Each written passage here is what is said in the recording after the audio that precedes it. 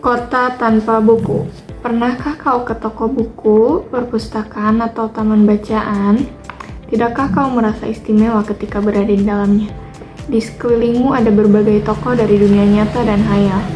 Tempat yang pernah kau kunjungi dan yang belum.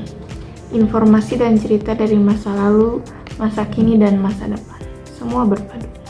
Semua berada dalam genggamanmu. Saat berada di antara buku, tidakkah kau merasa menjadi raja dan ratu? Ruang dan waktu seolah menyatu tanpa batas.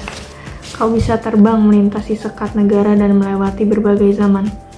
Kau bisa menyelam ke dalam samudera, melayang di angkasa, bercanda dengan aneka satwa, dan berkelana di tengah padatnya kota juga rimba raya. Kau tahu, buku adalah jendela dunia, kunci pengetahuan, dan pintu wawasan. Muhammad Hatta sang proklamator berkata, "Aku rela dipenjara asalkan bersama buku, karena dengan buku aku bebas. Melalui buku, manusia terbebas dari ketidaktahuan." Tempat-tempat yang dipenuhi buku adalah harapan berkembangnya pengetahuan dan wawasan. Apa jadinya jika kota tanpa buku? Pantaskah dia disebut kota? Di kota itu mungkin kabar dari sumber lain, dari koran, dari televisi atau internet. Mungkin informasi dan cerita datang dari cerita nenek moyang bagai dongeng-dongeng sebelum tidur.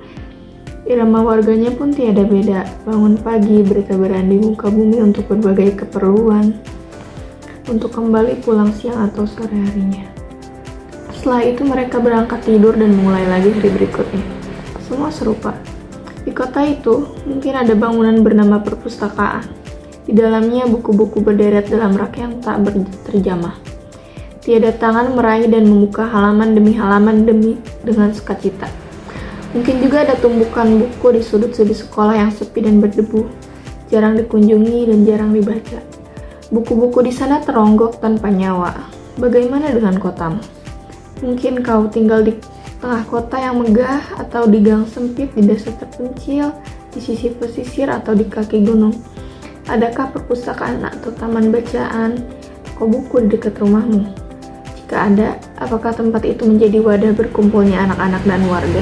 Menjadi pusat berkembangnya wawasan dan pengetahuan, atau hanya menjadi pajangan? Maukah kau menjadi orang yang menghidupkannya? Kau bisa mengunjunginya dan mengajak teman-teman membaca dan berbagi cerita di sana.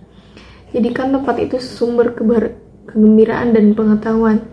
Jika tempat itu belum ada, maukah kau menjadi orang yang mulai menghadirkannya? Kau bisa memulainya dari sebuah sudut di teras rumah. Ajak teman-temanmu mulai langkah baru. Jangan biarkan waktu berlalu tanpa buku. Siapapun dirimu, bersahabatlah dengan buku. Dia akan menjadi teman setiamu sepanjang